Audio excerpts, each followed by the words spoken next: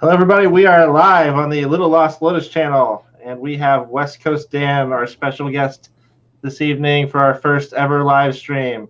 Say hello, Dan. Hello, everyone. Hello, everyone. All right. And tonight we are going to talk about buying a Lotus Elise or an Exige, even though none of us have actually bought an Exige. But we have bought Elise vehicles in the USA in the last, for me, it was 2 years ago, and for you, it was, I don't know, 2 months ago? A month and a half. Yep, 2 months ago. Man, it's gone by really fast. It has. I think I put about 1,300 miles on mine already, of weekends. That's awesome, because I mean, you see a lot of Elises for sale. Like, there's one I was looking at yesterday on Auto Trader, and it's like 2006 with 3,500 miles. You know, it's like... It's amazing. I don't know. I mean, yours has what, 22,000? Yeah, it started out with 19.5 when I got it, and I'm 20,000 and so. Man, that's really good. How much are you driving it, like, every week? My routine now is Friday after work, I go to the garage, pick up the car, and just enjoy it for the whole weekend. Sundays, take it back to the garage. I have a cover for it. I don't really put the cover on that day. The engine's still pretty hot, so I just wait until the next day, put the cover on the back half of the car. Oh, that's cool. And that's awesome. Yeah. All right, so I wanted to talk a little bit about, I just remember when I was shopping for mine, the first time around, and I didn't know anything about buying one, sort of where to find one and sort of how confusing it was to try to start shopping for them, because you find out so quickly how kind of few there are, and there's not often very many near you, and looking for things like colors or features, like there aren't a ton of reviews. There wasn't a ton of content even on YouTube when I was looking, and so I know that we already knew each other, and so you were able to ask me some questions, but I'm just curious about kind of what your experience was like as far as things that maybe I didn't see, or I don't know what it was like for you when you were starting your search for an Elise. Yeah, I started talking with you, our friend Mike also, and you guys told me about lotustalk.com. Really awesome resource for anything you need Lotus-wise. So I just kind of scoured their website almost daily, I guess. And then I actually found a Lotus for sale, I guess about 2 hours north of us in Southern California, and decided to drive up and see it on a Saturday. Called ahead to make sure it was going to be there for me to check out. And I got there, and it sold for about maybe 30 minutes before I got there. So, and with traffic, I think it was like a 4-hour drive or something. Yeah. Thankfully, the new owner didn't actually pick it up yet, so we were able to actually sit in the car and have about 10 minutes experience in a Lotus before actually buying one. So that was a little experience, a little entryway into how small it actually is. Not having one, not having many nearby, you really have no idea the size of it. So it's good to see one in person first. Yeah, that's a good thing to see. Yeah, didn't affect my desire to buy it at all. So then I went on to all the usual autos for sale websites, and didn't see much of exactly what I was looking for on there. And I think I just had a really lucky experience. I heard that you went through multiple tries getting your Elise before one actually worked out. Oh, man. And I just feel like, stars were aligned. You guys told me about it. You happened to be close by. That the two of you were able to go drive down as like a 4 or 5 hour drive. Yeah, it's like 2 or 3 hours. Not too bad. No. So yeah, I guess spread your net wide and be okay looking anywhere in the United States and shipping it across the country. And that's practically what I did. Right. Let's before, had you, I guess years ago, like was this the first time you'd ever thought about buying an Elise, or had you thought about buying one in the past? No, I had no thoughts before this about buying one. Okay. I was looking at Lotus Elise. I was looking at 911s, probably like 997 generation. Yeah. In the same price point though, then you're looking at a base model, and then looking at terms of how much fun it is, and then depreciation over time. It just kind of seemed like everything fit together well for the Elise to be the practical choice, if that's a thing. It's really funny that it is. In a lot of ways, it kind of is, if, assuming you're okay with like what it actually offers in terms of it being a car, Yes. Is it? It's pretty. I mean, I don't know. I had seen one before I bought mine, but I had never been in one. I sort of remembered how small it was, but I didn't exactly remember how small it was. And then I flew to Florida. I mean, I bought the car without seeing it, flew there, got to the dealership, and then just had to get in and drive it to Boston. So, and I had never sat in one or anything. I'd seen one at a gas station one time, and that was it. So I don't regret it at all, but I think it probably would have been good, and I think I would say for most people they should probably try to see one before they buy one, at least. Yeah, I would think so. Now, how were you able to do your pre-purchase inspection from your distance? And then, given the fact that you're flying there, did you have a return ticket in case the pre-purchase inspection wasn't what you wanted? Oh man, so what did I do? I didn't do an actual PPI like we did with yours, even though I should have. What I did do is I found the guy who had the car before it was at the dealership, and then sort of looked it up on Lotus Talk, and I think I talked to him a little bit about the car before I bought it, but aside from I guess I just took the word for it from the dealership where I bought the car that it was clean and in good shape. And one thing it had is they had nearly all of the service records for the car, and so they sent me copies of those over email. And so with that, I felt pretty good about it. And I had gone through so many months of trying to buy one and having it not worked out that I think at that point, since everything was going in the right direction, finally, I just took a risk on it and bought it. And, I don't know if I had done a PPI on it, it had a really large wing already on it when I got it, and it had a paint blemish, and I don't know if it had come back not so great, I might not have bought the car.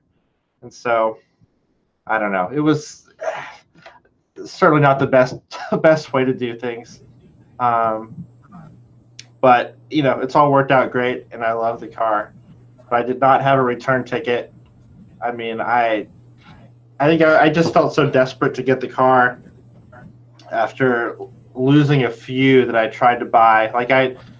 Similar to your experience, I was on the phone with a dealership in LA that had an 05 or 06 Elise that was red, and it was great. It had everything looked awesome. I had financing set up.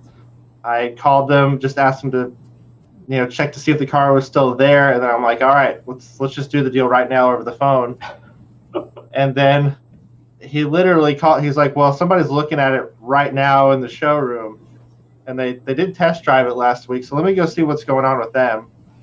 And he called me back 15 minutes later. He's like, you're not going to believe this, but it just sold. And so it was just, I felt like I had this heartbreaking string of cars that that I wanted that didn't kind of come through, and I really wanted. My financing was sort of dependent on getting an 07 too, and there were just no 2007s around. And so since this one was, I just went for it. Everything looked okay.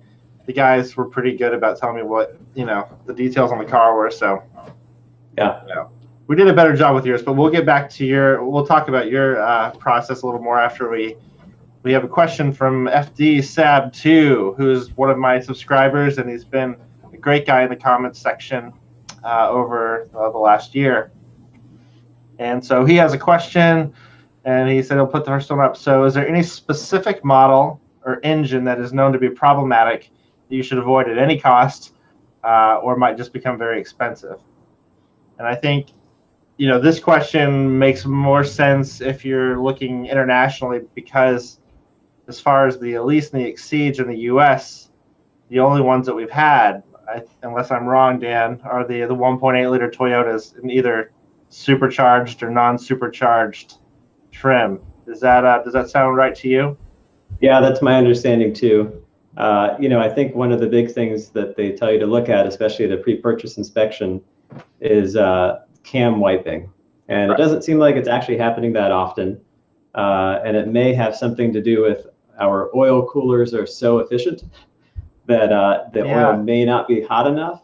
But I don't think many people are actually running into it. I think it's a very, very select few, and everyone's just being very precautious about it. Do you know? It's a 2ZZG. I forget what the actual code is. Do you know if the cam wiping is an issue on the other, like the Toyotas that that engine was installed in, or is it just the Lotus?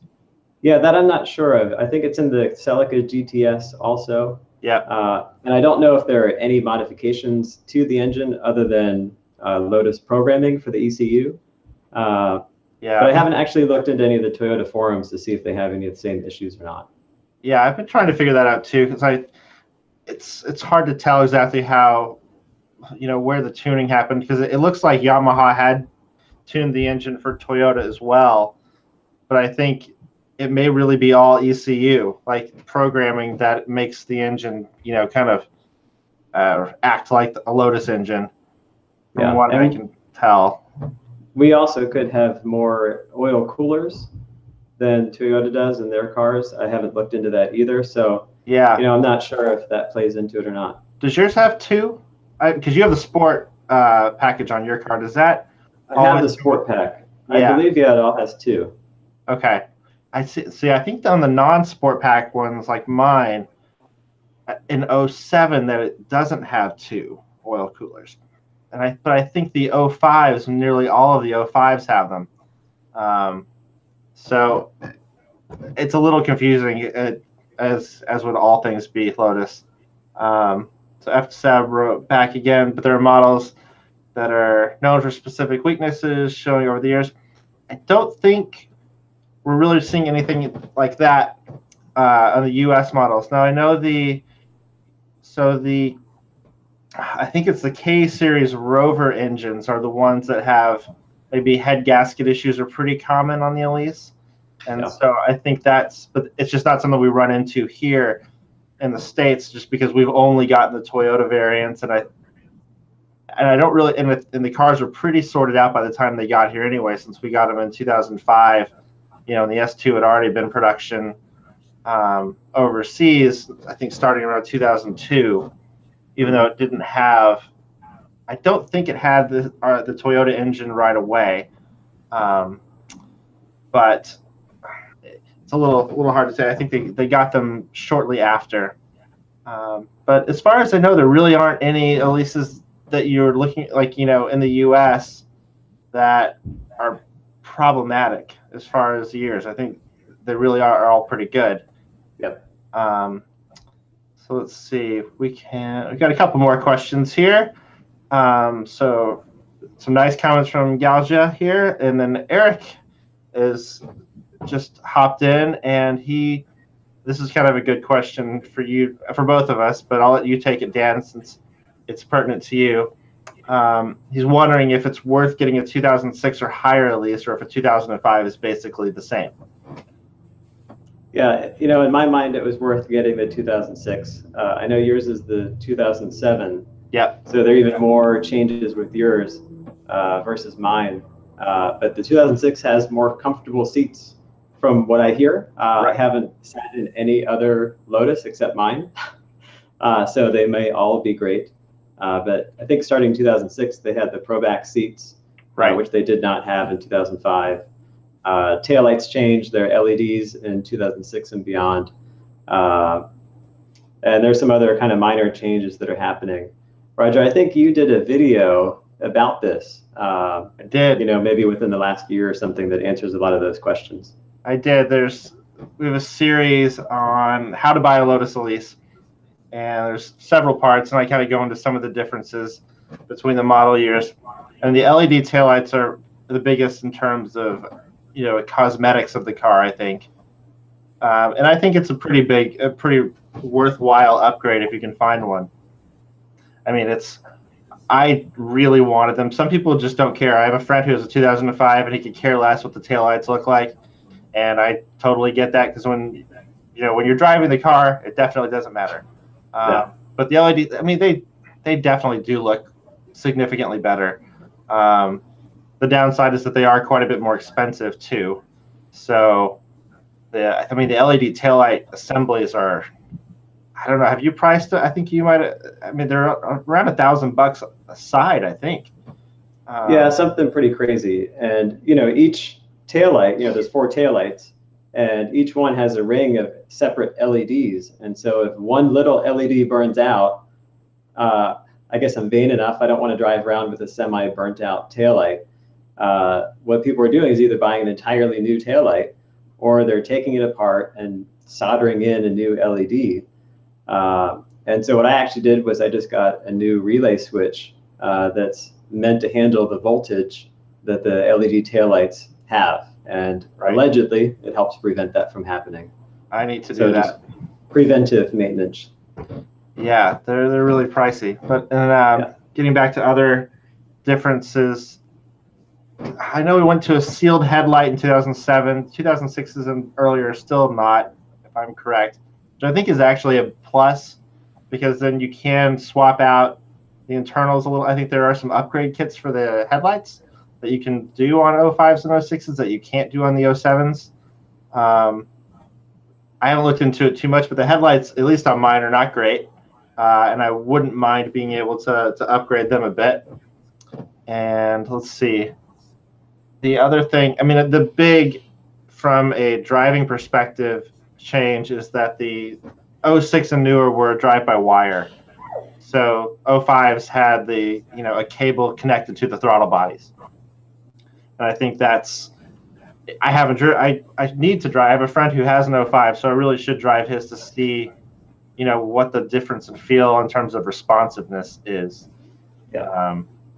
I mean, I guess I would. I can't really remember what the advantages and disadvantages of that are. But it's one more little connection. I think the pedals might be a little different too.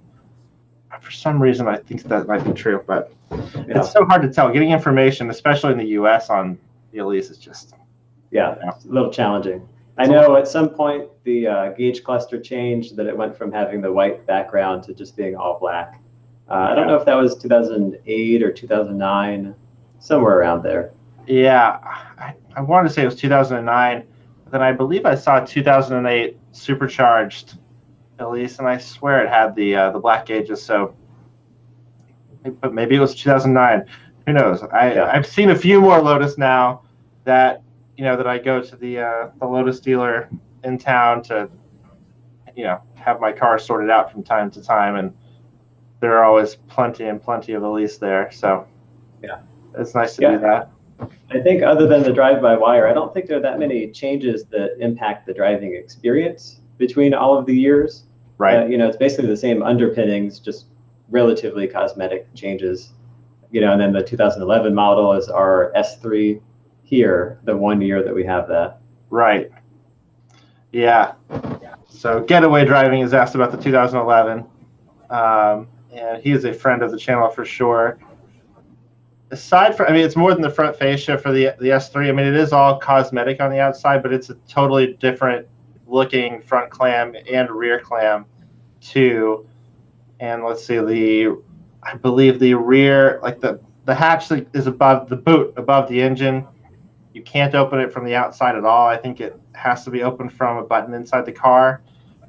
But it has, it's mesh as opposed to, sort of black plastic rubber pieces. It's definitely got some nice upgrades. I think, I don't know. I personally like the S2 looks the most, but I totally understand wanting, sort of the update. I mean, like the S3 has a more modern feature set in terms of cosmetics. Yeah, it does. And I think the interior also has Yeah. more of like a soft touch plastic as opposed to our harder plastics. Oh man. Yeah, I think I gotta get it. I should have gone to see the one that they just had at the shop. The interior differences are definitely like they've just gotten nicer and nicer, over the years. The seats have gotten nicer, and man, soft touch plastics. I can't imagine that. They definitely have the black gauges, and then we talked about the shift light before too. How it's more gradual, and then rather than just on, and now it's time to shift, which I'm fine with. I'm just happy there's a shift light at all. I never thought I would need a shift light, but in that car, like at least for me, if I'm doing a hard acceleration all the way to red line, it starts moving so fast as you get to the red line that it's kind of hard to read what the needle is doing. Like without the light, yes. I feel like I would. Well, if it weren't for the fuel cutoff, I definitely would have exploded my engine. Have you hit the fuel cutoff in yours yet? No, I've been pretty close to it. I've been trying to tune my ears to just kind of know what 8,000 RPM sounds like, but it takes some time. Oh man. I think if you're going back to the S3, I think if you're looking at the S3 or the different years of the S2, maybe rarity plays into it also, and what the purpose is of getting the car. Mm-hmm. If you're looking for one that's more rare in the US that maybe holds its value better, maybe the S3 is a great option. There's also special editions of the S2 as well. Right. The Type 72D is one. I think they imported, 50 into the US and Canada? Something like, it was either 50 total with 25 here, or maybe it was 50 in the US. I mean, the 72D is my favorite special edition for sure. Yes. I don't know. How do you feel about the California edition? Living in California? Yeah. Well, so I like the light colored interior that they put in those, or like the dash. You can get a light like tan or cream dash. And the plastics are like that. But I don't like that the plastic and scoops on the side and on the front are also painted body color. Yeah, I'm just not a fan of the California edition at all. They called it a lifestyle version or something. I don't like the body color or the lighter color of the plastic on the exterior. I guess I just generally don't like a light colored dash. I feel like it reflects the sun a little bit more, and I just like the inside of the car being a little bit darker, despite me having the light interior. That's basically just around my seats and just the leather upholstery, not the dash itself. Yeah, totally. So we have another question here. If you buy a soft top, can you just get a used hard top and bolt it on? And is it easy to do? So yes, you definitely can. You can get the OEM hard top. There are some aftermarket hard tops. Yep. How hard would you say it is to put the hard top on, Dan? I think I called you before the first time. So when I had mine delivered, the hard top was already installed. Yeah. And before removal, instead of Googling, I just called you and I'm like, hey, how do I take off my hard top? Yeah. And there's one video on YouTube, maybe, I think that covers it, and it didn't cover it that well. We should actually make one for it, I think. Yeah, we should. It's pretty straightforward. I think there's 7 bolts that you undo, 3 that do just kind of the interior visor area, and then 4 bolts for the actual hardtop itself. Right. Yeah, not challenging at all. Do it once, and then you can do it blindfolded. Yeah, it's super easy. And I do really like how the bolts are sort of integrated into the hardtop itself, and so you can't lose them, because I would absolutely lose them. Yes, totally. And if you have a light colored interior, just make sure that when you're taking some of the bolts out, you're not wiping your hands accidentally when you're trying to stand back up by pushing yourself off of the seat. Don't ask me how I know that. That's how I feel about my Fiat, which is my daily driver, which I have a love-hate. So they say every petrol head has to own an Alfa Romeo at some point in their life. And so I think Fiats are, well, they're not Alphas. There's something similar about the experience with them. And I really like my Fiat, but there's a lot of problems with the Fiat. I was going to say, is that the similar experience? Is that there's a lot of problems? No, the similar experience is that, so I have a very light colored roof and a, what is it called? Sunroof. And so when you open it up, I have every once in a while reached up just to touch the metal area and then my hand has come back down covered in grease that I've then accidentally wiped on part of the light colored roof. Yeah. That I now had to get cleaned. That is stupid, but that's how it goes. But it's similar, just in reverse. Yeah. So I think Eric has another question for us. This was tailor-made for you, man. This is exactly what you just did. Totally. So Eric's asking about getting an Elise from out of state, 1,500 miles away, because there aren't any near him. Right. So that's totally me also. I'm just, in the corner of the U.S., so I don't have a big radius around me to choose from. It's basically just north and east, and those are my only options. Yeah, no so west. Everything just tends to be a little further away. So yeah, getting your car shipped. Very interesting experience. Lots of ways to go about it. I guess there's the less expensive route where you contact a shipping company and they actually contract out the shipping of your car. It's significantly less expensive, but the company you originally called is not the one that's actually doing the shipping. So they don't know who the driver is. They don't really know any of the details. And I guess I'm just kind of concerned a lot can go wrong during the shipping if they're not bolting the car down properly, if they're not aware of the alarm system, and that if you unlock it, you can't start the car unless you already started it within 30 seconds of unlocking it, or 20 seconds, whatever it is. So I got some really great recommendations from some friends that had other cars shipped, and also from the forums online. I think I contacted about 4 or 5 different companies, companies that do not subcontract out the shipping of the car. And it ends up being relatively expensive for it, but it's covered car transport the entire time. Yeah. They know exactly who the driver is. There's a GPS unit attached to the truck, so you can follow it on its way out to where you are. And it worked out really well. Yeah. I got pretty lucky that when I was contacting a lot of them, depending if you're buying it from a private party or a dealership, a dealership can hang on to the car until the shipping company is able to actually pick it up.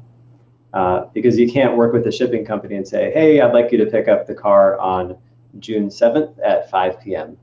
It just does not at all work like that. They'll say, thanks for telling me, but we have a window anytime between June 1st and June 20th. We'll come and pick it up, and we'll call you probably the week of to let you know which day it is. So if you're buying private party, it makes it a little challenging, because do you want the previous owner to hang on to the car, or can you take the car somewhere for storage? Can a local dealership hold on to it? So that could be a challenging part of it from private party. If it's from a dealership, I'm sure it's easy enough that they can just hold on to the car until it's able to be picked up. Yeah, I think it's got to be far, far easier to do it from a dealership than private party. But then, if you look at the ones for sale, it's, I don't know, what would you say? Is it like 50-50 maybe in terms of private party versus dealerships that have them? Yeah, that seems like that's probably about it. Yeah, so it's just like, there's just none of these cars. I think that's the hardest thing about it, right? There's just so few. And I think, generally speaking, you should try to do a PPI on these. Both Dan and my other friend that I helped buy one last year were able to do PPIs because the owners happen to be pretty close to Lotus shops. And it's I don't know. Did you feel quite a bit better having had that done? Like, could you have bought it without doing that? Without doing the PPI? Yeah. I lucked out that I guess I had a current Lotus owner be the one to semi-do a PPI and actually check it out in person. That was so me. Having you guys there, made a big difference for me. there's just so much that I still don't know about the car. I just felt more peace of mind having the PPI done. Definitely. I think Eric had a follow-up question. If it is far away, how do you make the deal happen? Do you actually fly down and see it? Right. So yeah, there's a lot of people that buy one-way tickets and they hope that the car works out and they're going to be driving it home. But if you plan on shipping it, it makes it a little bit easier because then you're just buying your round-trip ticket. Yeah. In the event that you're not going to go fly and check it out, hopefully you can have someone look at it for you. I don't know if I'd want 100% of that to be a local dealership, but maybe there's, an independent Lotus shop or someone else that can look at it for you. Right. But yeah, buying from across the country is a huge, huge challenge. And I think it has a lot of trust that you need between the seller and the buyer. Right. With you guys, it was great. The seller actually had you come to his home instead of meeting at some random parking lot. So there's a lot of trust, I guess, built within my scenario from the beginning. Yep. But you can always use the resources online and just say, hey, I have this vehicle that I think looks great. Can you guys give me some feedback? What do you think of the shape that the car is in? Yeah. I mean, this is a hard thing to do, I think, it's a hard thing to do with any car, to buy something sight unseen across the country. But then, with ours, where there's just so few, and it's a complicated car. It's not the easiest one to ship. The alarm is kind of funky, hard to find people who know them. So it's just, I think it got discouraging for me, and I nearly didn't do it. It was one of the best things I've ever done, but I mean, it's easy to talk yourself out of it, I think, if you don't really stick with it, especially if you've never driven one yourself, because then you don't even know what you're missing, I think. And I mean, it's the coolest car to drive for sure. Yeah. I love it. I just, one thing I wanted to touch on, let's see, going back to that a minute, the one great, maybe the best part of the thing that I knew before I even got the car, though, was just how strong and positive the overall Lotus community is. I guess just because we all stick together and we sort of have to. But it wouldn't surprise me at all if you went on to Lotus Talk as just an example and said, I've never found one, never driven one. I'm looking at buying this one. Is there anybody nearby that would go look at it? It wouldn't surprise me at all if somebody would be willing to help you out in terms of going to look at a car. Do you think that, I don't know, does that sound like what your experience has been? Yeah, that seems pretty reasonable. I actually didn't reach out to anyone locally in San Diego to test drive theirs beforehand. Yeah. I did reach out to users online to ask for recommendations for shipping companies, and they were great and gave me lots of options. Right. Obviously I did all the searching and everything first. I'm not bothering people with questions that have been asked, 50 times. Yeah. But yeah, it seems like just a fantastic community, and you'll have owners jumping in from the UK, Singapore, just all over the world, giving feedback. And the great thing is if there is a problem or something that they discovered, people are generally pretty good with responding back with what they did to fix the problem or what the challenge was. So that there's some closure, and it helps educate the rest of the community. Yeah, absolutely. See, another question that we got here, is there a specific mileage that you would say the cars run too much, or do the Toyota engines generally don't care how much they've been driven? So I think another good question. The thing is, when you're, people tend, at least here in the States, I haven't come across too many very high mileage cars. It doesn't seem like there's really any, like, these engines can probably go for quite a long time, I think. I haven't really heard any horror stories about them or any reason to think that they wouldn't go well beyond 100,000 miles, 150,000 miles. I've seen a few posts from people on the forums that have done 150,000 miles on the engine. But here, I don't know, I almost never see any listed for sale that are over 65,000 miles, and most are, in that I don't know, 15 to 45,000 mile range, I think. Mine was at 44,000 when I bought it. I mean, I was looking for something that had under 50,000 miles, but I don't know that there was any particular reason I picked that number other than just, I mean, it was arbitrary, and it's just the way I would have looked at buying any used car, I guess. Generally, I'd be looking for something about under that. I don't know. Was there any mileage number that you were thinking about when you bought the car, or was it just, I don't know, were you open to different things? I was pretty open. I guess I was trying to find, for my price point, just the best shaped car that I could find. You know, if it was higher mileage, but it was flawless, maybe that's better than one that had lower mileage, but had a cracked clam at some point that was repaired. So I guess just trying to find that balance that's important to you. I don't think the mileage matters that much with the car. You know, considering it's usually people's second car, not their primary car. Right. Given the comfort of driving in it, I think it's pretty comfortable, but I don't think it's not a bad. lot of people, no, and I don't think a lot of people are commuting in the car. So it's generally just going to stay pretty low mileage until you buy one and you say, oh my gosh, I want to drive it 1,500 miles in my first month of owning it.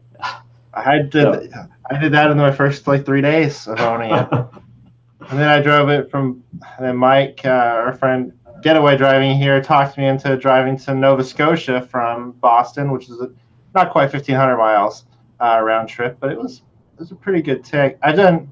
What's the longest drive you've done in the car so far? The longest drive, I guess. So starting in San Diego, we drove north to Mount Palomar, one of the highest peaks in Southern California, I think. I don't know. Don't quote me on that. Something taller than the rest of the mountains near me. I think we drove up and down Mount Palomar twice in one day, or at least halfway down, halfway back up again for a second time. Yeah. You know, I live in a city, and so a California city takes quite a bit of time to actually get out in the countryside. So it's nice to spend a lot of time with the car. But yeah, I would say the longest drive I've done is probably one full tank of gas. Okay. Wow. All right. Well, I think we need to plan a trip for you that will be much longer than that, so you can get your only one tank of gas. I don't know why I drive so far. So where all have you driven? I mean, one of the reasons I wanted the car was to have a really fun car for weekend trips with my fiance, and so we've gone. I don't know. We just regularly do trips that are maybe 200 or 300 miles each way, which is just over maybe one tank of gas, I guess, each way. Mm-hmm. But yeah, Florida to Massachusetts, then from Massachusetts to just the tip of Nova Scotia. So, I mean, definitely 1,000 miles plus and short amounts of time. So once you're inside, it's really not an uncomfortable car to be in. And you kind of get used to the noise. I kind of forget how noisy it is compared to regular cars sometimes. And it's funny, when I got mine, like, I thought it was going to be my only car and that I would commute in it in Boston, which was the stupidest thing I could have ever thought, really. I don't know, but since I had never driven one, I thought I could do it.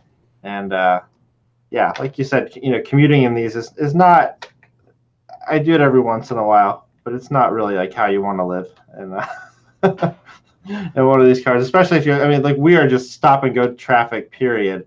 And that's not, the car, at least in my experience, it likes to be moving. I mean, it needs to be moving to really cool correctly. The fans will come on its own and all that sort of thing, but it doesn't really want to be just sitting in traffic. And while the clutch isn't that heavy, it is all aluminum, and you are on the ground. I mean, it's a good workout to drive the car and stop and go traffic with, manual steering and, all that sort of thing. Have you been caught in stop and go conditions with the car? I've tried really hard not to. My car is black, and Yeah. I try not to be in anyone's blind spot. And then if it's getting dusk out, like it is here in San Diego, I usually take it home at that point and drive a different car just to be extra safe. Yeah. Which is actually kind of a good segue into FD Saab 2's question about, what do you think about daily drivability of the car? How comfortable or drivable is it in everyday life? I mean, it entirely depends on where you live, I think. The roads in Massachusetts and Boston are generally, I mean, I think are pretty terrible. But and are very congested. So daily driving it there and like in a place where you're going to park on the street all the time, it seems like it would be very hard to really do it in a sustainable way and not ruin the car, or have it get hit or just anything. So it really, but depends on where you are. I mean, where I grew up in Texas, I think there were parts where, I had a very smooth commute just on the highway where there was never really any traffic, and, it was 5 or 10 miles each way. And, I had a nice parking lot to park in at work and things like that. And in that case, there would really be no reason I couldn't drive it every day. I think it really depends on how smooth your commute is. I think that's a big part of it. It's not that it's just suspension is hard. It's not, but it's not that so much. It's just, is it really like what are the quality of the roads? Like if you're really going to do it every day. And I think parking is a huge concern because, these cars are very small and very easy to not see and very easy to break. And so that combination of things is not great. If you have a private parking both ways, then it's a lot less of an issue. I think parking it is one of the, I don't know, at least here where people on the streets in Boston, I mean, regularly will just give you a tap just for fun, but on the Lotus that could be a broken clamp. Yeah. So, yeah, I don't know. I mean, what about you? And could you imagine daily driving it in San Diego? For the most part, I don't think it would be too bad. I think it depends on, if you're in the California commute, if you live in LA or just near a big city. Commuting, I don't think is that big of a deal. Let's take out the worry of damage to the car. The actual comfort on the inside of the car, I think it's actually very comfortable. Everything's within reach. The seats feel great to me. I'm willing not to be in a luxury boat because I get to have the excitement of the car whenever I want it. So in terms of comfort behind the wheel, I think it's great. I think the two things to look out for is the potential damage that you might have to the car with parking or other drivers and just literally being out on the roads for that amount of time versus driving it just as a fun car. I think that inherently increases the risk of something happening to it. But in terms of comfort, really the only thing is just that it's a bumpy ride. And maybe if you don't have the sport pack, it's a little bit less bumpy. I don't know. I've only driven my car. I found ours to be pretty similar. I didn't find much difference. Yeah. I think if you maybe change tires, I don't know, does yours have Lotus specific Yokohama tires or is it just mine? It does. So there's two different ones. They're the ones that you have that are the super aggressive ones. I think do you remember what the code is for those? I forgot. It's like the AO48 or AO47. Yeah. AO48. Yeah. Yeah. So I have the Advan 007, I think, or 07, and so it's aggressive, but not as aggressive. I mean, it's not it's not nearly a slick like you've got. I mean, yours look awesome, but your point as far as daily drivability, if you live in a place where it rains, your tire would not be ideal. Probably not, no. And we just have a perpetual drought in Southern California. Right. So which is great. It works out great for driving. That's a very good point. I was looking back at so we have another question. Have we driven the cars on the track? The Elise stock is an Elise stock pretty much ready for the track, and are there modifications that you would need to do before the track? Actually, Getaway Driving had posted on this a little before. Generally, I think that it's pretty close to being ready, but it does. There are people that talk about doing a baffled oil pan. I think is one thing that if you're doing serious track stuff that you want, because it does have a tendency to starve the engine, I think, on hard turns. Have you come across that too, Dan? Yeah, I've heard about that. There's some other things. What is it? The rear AR maybe, or the control bushing, something. Toe links is escaping me. Yeah, the toe links can allegedly loosen over time, and so especially if you're tracking, you want to make sure that you're looking at how tight those are. And there's some aftermarket options that you can do to install something to make it so that doesn't happen anymore.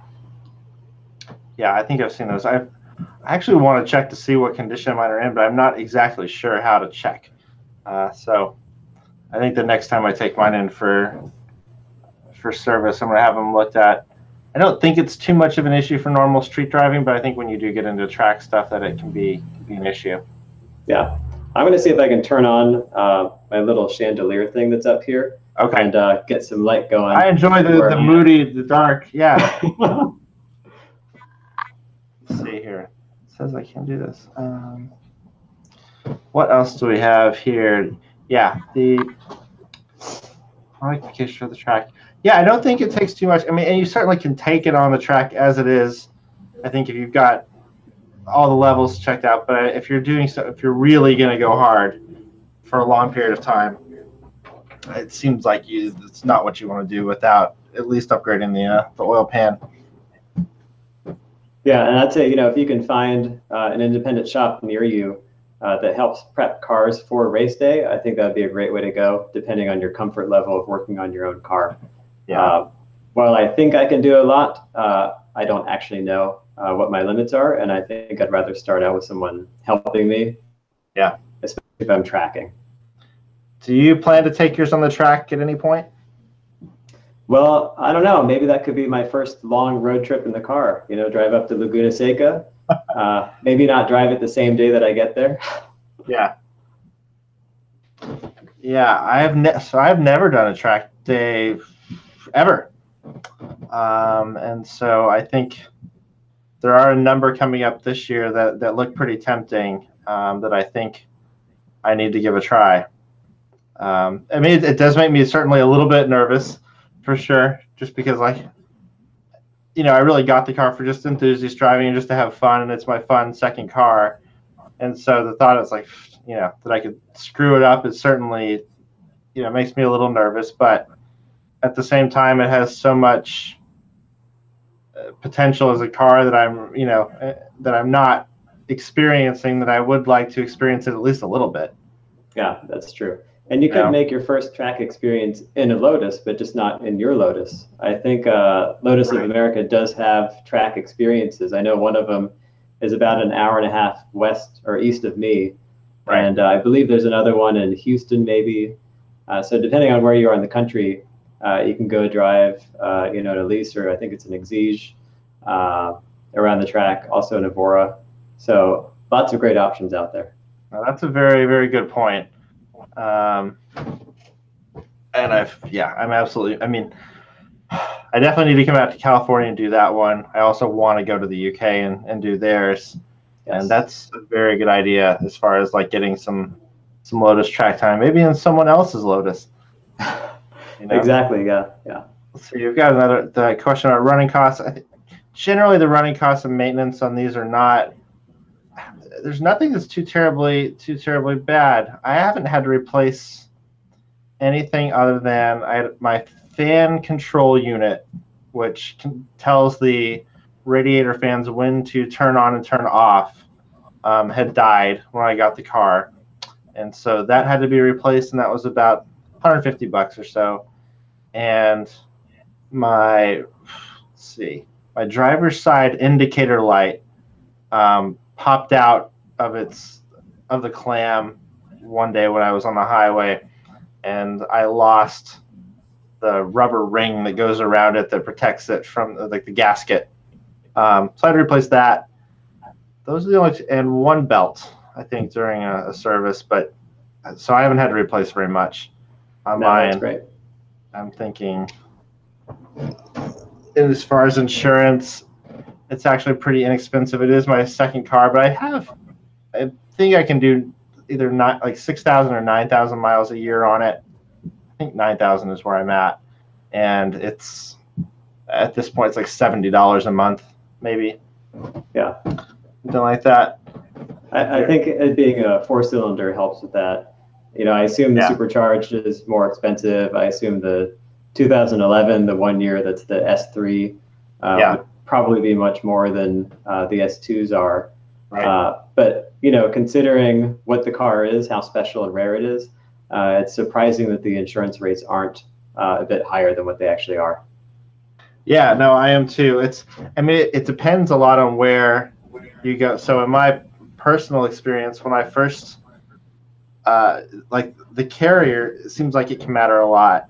And I think that also, your age and everything too. But when I first, so I had a policy at Progressive before I bought the Elise, and I had my Mustang on there. And I added the Elise before I went and got it. And no matter like how much talking to them I did or how many things I took off, the premium was going to be around $400 a month from Progressive. And then, so that sort of freaked me out because I had already agreed to buy the car. I had already done the financing. I'm like, well, crap. That was, nearly the car payment. And I was having to pay for a garage to park it in Cambridge. It was like, this is all going wrong. But I, started shopping around some more, and then, was able to find somebody who would do it for $70 a month. It was a little higher when I first got it, get a discount every year. So insurance cost really isn't too bad. If you're 20 years old, I think, then I have no idea. And I know what it's like to be in your late 30s, and at this point, and my driving record is perfect. I had no points on it at all. So your driving is, so many factors. Yeah, for sure. But all right. Let's see. Getaway Driving was asking, would you recommend doing a Lotus driving experience before you buy?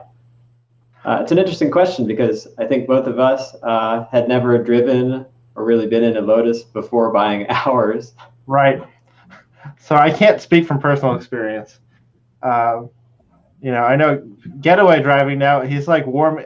I never thought that he would even come close to considering a Lotus for his own ownership. But now that he's been in both of ours, I feel like he's getting warmed up to the idea, to the point that I don't know. It's this whole world's gone crazy that he might consider getting one. So I don't know. So maybe for some people, a driving experience would be great. It can't hurt, right? Yeah, definitely not. I think it would only make you want the car more, would be my guess. Yeah, I agree. And I guess knowing what you're driving at the driving experience, if you're, I think the level 1 is an Evora that you're driving. And sure, that's going to have a different feel to it than an Elise does if you're in the market for an Elise. Yeah. And then level 2, I think, is maybe an Exige or something like that. So, they'll have a different feel depending on what you're going for. And if you're like, oh my gosh, I love the speed of this, that may not be what you're going to be getting and feeling if you're actually searching for an NA Elise, unless you're looking for a supercharged one. Yeah. Have you been tempted by the Lotus Elise supercharger now that you have the Elise? Yeah, I have been. When I first started looking, actually, there was 2009 Starlight Black supercharged Elise for sale. I think about an hour and a half north of where I am. Not quite in the price point that I was looking for mine, Yeah, I've been tempted a bit. You know, I had an old turbo car about a decade ago that was pretty awesome. Yeah. You know, I love the rush of a turbo. Supercharger obviously feels a little different than a turbo does. Uh, but I just kind of like the back to basics essence of the Elise in its form as it is. I do too. So you know, sure, speed would be great, but you know, is that really what the Elise is meant to be? It's just outright speed. Right. Probably not. I think you'd be getting a demon if you're looking for something like that. Demon would be, see, a demon for a daily would be fantastic. Apparently, they're not bad to drive as a daily kind of commuter. Like surprisingly, not too bad. I need to try out a Hellcat and a Demon. I think I need to know what these things are like. Yeah. But I'm with you. I mean, the Elise, it's plenty fast, and it's not really about just straight line speed anyway. And so, I don't know. I have no complaints over how fast it is, and it feels very fast for sure. Like, Yeah. you know, the perception of speed is quite a bit higher than like what your actual speed is going. We've got Eric and Getaway Driving talking about Boxsters here, and I also thought about Boxsters for sure. I mean, for me, it was just a matter of wanting something extra special for the money. You know, the Boxsters probably is more of a full, you know, more of a real car, for sure, and probably better put together. But I don't know. I mean, I have no complaint. I mean, the you know, the Lotus is very light, you know, and so a lot of the parts are very lightweight, and you know, you could call them flimsy, I guess, if you wanted to, but I won't. I just call them, you know, lightweight. Yeah. But you know, then you get into a Porsche. I mean, the build quality is just really, really nice. It's you know, it's different. It is. You know, and you can daily it and not worry about it. You can get service for it, you know, easily. There are tons of people who know how to work on it. So, you know, those are all things that you give up. I mean, things like parts availability is no issue. You know, those are the kind of things that you start to run into with the Lotus that make it, you know, just you have to, I don't know, pay more attention, I guess. And like you have to be, I don't know, it's just not the easiest car to own, right? Like it's a more challenging car to own, but it's also rewarding. I think. Like you lost your gas cap today. Thanks for calling me out on that. Right. Yeah, so speaking of maintenance, that's actually my first maintenance item.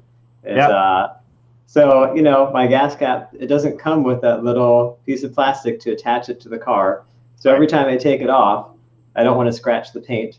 So I'm always looking to see where to put it, not in my pocket.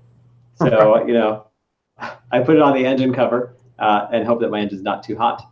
And yeah, left it there. I even closed the aluminum cover for the fuel cap without actually putting the fuel cap back in. I saw some dirt on the cover, and I was trying to wipe off the dirt. That's what distracted me. Oh, man. But apparently, yeah, there's some options for that thankfully aren't too costly that still work perfectly. Did you find a replacement cap yet? Or is that... It's actually on order. I found it on eBay and saved myself probably 80% of what the factory part would be. What does the factory one go for? I don't know. I'm just making up that number. Okay. So it sounds impressive. We don't make up, you know, on another channel, you can make up numbers. But on this channel, we try to get things right. Okay, so let me look it up. So my actual cost of buying it was like $23.81 or something shipped, which is at least better than what it would be coming from England. Pretty good. We do have a question about rear visibility or just visibility in general. Blind spots. You know, I think people make a lot about the blind spots. I mean, it definitely has some, but I don't think the visibility is terrible. It's not, you know, the greatest visibility ever, but I don't know. What do you think? What are your thoughts on visibility? You know, it's a two-door, and rear visibility, I guess, is better in the Elise than it is in the Exige. Quite a bit. Significantly better. You know, I guess, yeah, I guess the biggest thing is that when you're driving the Lotus in comparison to other cars, at least I'm always so concerned that something terrible is going to happen to the car that I know where every single car is around me. And I know how fast they're going to be passing me on the left. I know if there's another car behind them. So everything is, you know, taken inventory on it. Yeah. And I guess that helps alleviate some of the blind spot concerns that, you know, I tend to just drive very proactively with that. Defensive driving, you know, I'm not driving fast, but I'm usually riding the left lane, maybe more than is polite, but it's just to make sure that there are no accidents of someone not seeing me in their blind spot.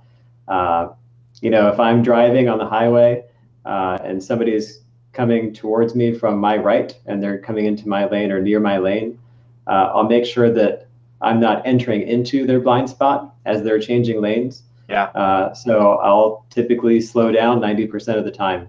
I think that's the nice thing about not daily driving the Lotus is, I guess if I daily drove it, you know, there's the pressures of going to work and running your errands and doing everything on time. And if all I'm doing is purely driving it for fun, you know, on the highway and with traffic, there's no rush.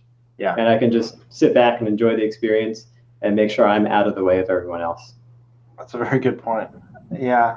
I think there's there's cars that can hang out in your blind spot because people like to hang out there to look at the car. But far more important, I think, is keeping your car out of other people's blind spots because of the size.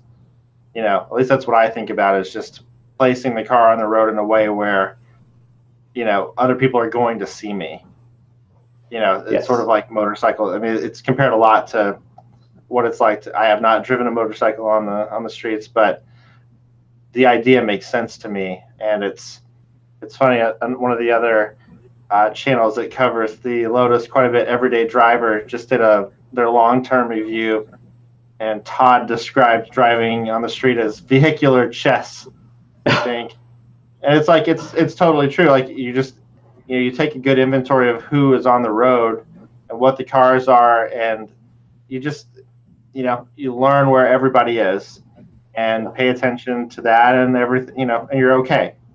Yeah. And I think that's just so it's in that sense I really don't think it's too bad. But there's no blind spot monitoring, no assist of any kind.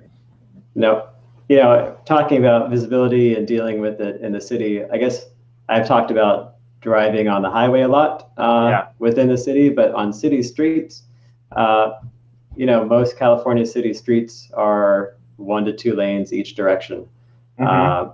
And that doesn't seem to be too bad at all. There are times where, at least in California, a lifted pickup truck comes up next to you and you look over and my head's right in the level of their suspension. Yeah, totally.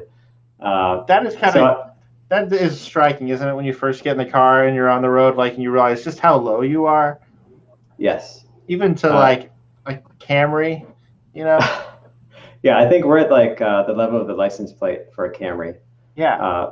What I've discovered is, if I'm in stop and go traffic in the city or anywhere, if I'm stopping behind someone else, I want to make sure I can still see their rear view mirror, because if I can't see their rear view mirror, they can't see me. That's a very good and point. Surprisingly, that means that I have 20 feet between me and the car in front of me. And surprisingly, people haven't cut me off and tried to get into that space with me leaving so much available, which has worked out nice. I think my blood pressure has probably gone up a little bit since owning the car. Yeah, that's fine. That means you're alive. It's good. Yes. Let's see. We've got another question. Does the Elise have an oil temp display? Mine does not. It has a water temperature display in the LCD cluster, but it does not show the oil temp. No, and there's been some discussion about that online also, about is there a correlation between oil temperature and water temperature?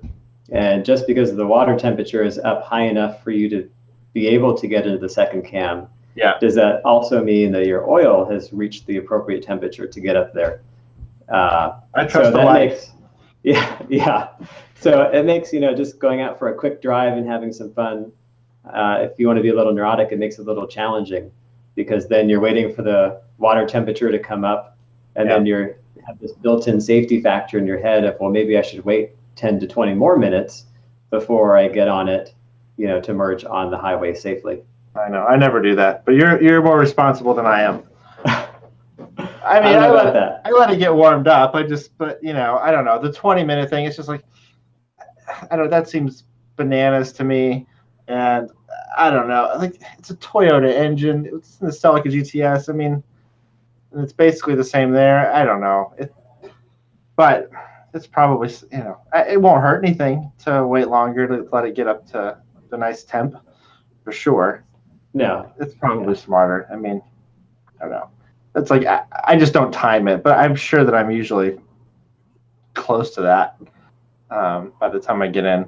But it's funny, like in Massachusetts and in Boston, we don't have lanes like you have in California. We just have, you know, you've driven here before. It's sort of just like a sea of cars with a suggestion of what a lane might be. And yeah, I mean, it's a challenging place to drive, period, and certainly a challenging place to drive with an Elise. But you know, I've found a way to do it. Yeah. And Aaron, yes, your point exactly that Todd describes it as playing driving chess. That's exactly how I would describe it too. And yes, FZ Savvy, you're correct that the oil does need more time. I'm just, you know, I trust that Lotus figured it out with the shift lights, and I just trust the shift lights. Yeah. That's probably I'll give Lotus a call and ask them what they think. But so my last project with the car was cleaning up my sticky steering wheel. Right. Do you have that issue, a sticky steering wheel? I have the sticky steering wheel. I was very impressed by how you were able to solve the problem. So I think it's going to be its own standalone. We should probably do a show just on that. Maybe we should do a live stream where I clean off the steering wheel. That's true. Maybe I can be the backseat driver telling you what to do while you're doing it. I think that would be a good idea. Yeah, because I definitely want to make a standalone video for that one, because I think there's a lot of people who, you know, would like to fix theirs, and it seems like the method that you discovered and perfected, we'll say, is one that might work for a lot of people. Yes. And I definitely looked around for information on it, and wasn't really able to find any. So I think it's a really something that would be really nice to share with people. Yeah, I agree. And it felt like that technique that I did goes with the Lotus mantra of adding lightness. You definitely remove some weight. Yes, maybe a gram or two. Could be a gram. Yeah, that's fine. Yeah. Got one last question, and then we should probably wrap it up, and we'll save some of this for the next stream. But Jason asked how often we see other Elises in the wild. And I have seen one, besides my own actually driving around. And then, I've seen them at the dealership, but I'm not, in the service area, but I'm not sure that really counts. Yeah, I went to, there's the Lotus Club of Southern California. They had a meetup maybe about 3 weeks ago now. And I went to that. So, of course, I saw some Elise there, and Exige also. Yep. But yeah, out in the wild, I happened to run into a green Elise, 2005. I knew the year because of the taillights. Yeah. Had a friendly wave with him. And then just on some of the back roads outside of San Diego, happened to run into one there also, and that was pretty great. Right. That's awesome. Yeah. I hope one day to run across one. I have seen an Evora in town, and Getaway driving. He does send me pictures every once in a while. My friends, after I got a Lotus, they would all start sending me pictures if they ever did see one in the wild, which is totally nice. But I never really come across them. But well, if there's anything else you'd like to add, I think maybe time to wrap up the stream here.